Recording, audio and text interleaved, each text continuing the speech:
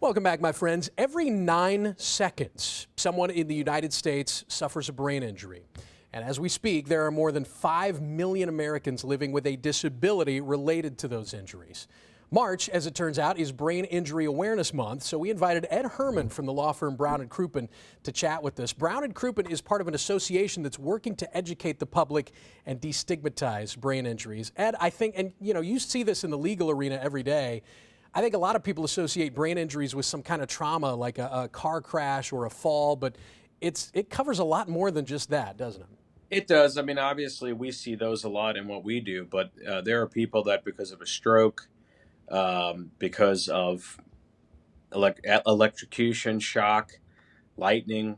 I mean, there's a lot of things out there that cause brain injuries, and I think something like 5.3 million people in this country are affected, which is about 1 in every 60 people. And when you think about that, that's a pretty small group, which means that we all know people in our lives. We may not realize we know them, but we all know people that are suffering from some degree of brain injury.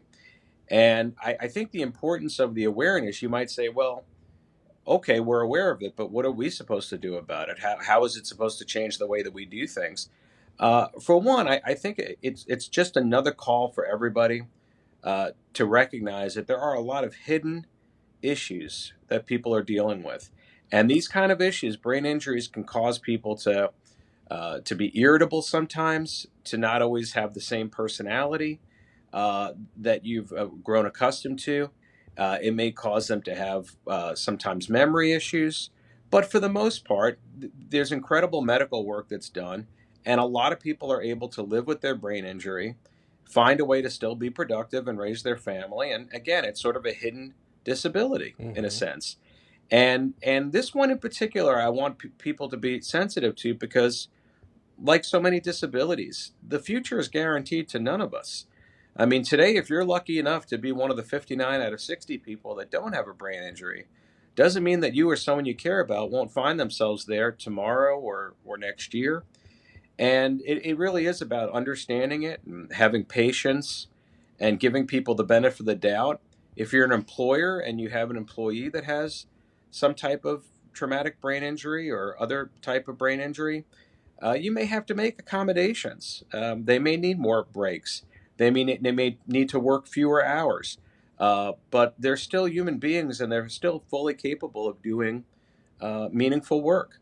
Yeah. So that's kind of what we want to get the message out there. And a great way to do that, Ed and I would both encourage folks that are watching right now, family and loved ones of folks that are watching right now, to share their stories on social media. March provides a perfect platform for that. Just use the hashtag #MoreThanMyBrainInjury so we can get this word out to the public. We can destigmatize this. We can, frankly, highlight the diversity of the brain injury community and how they're really serving our local communities in a lot of different ways. Ed, thank you for shining a spotlight on this. We appreciate it.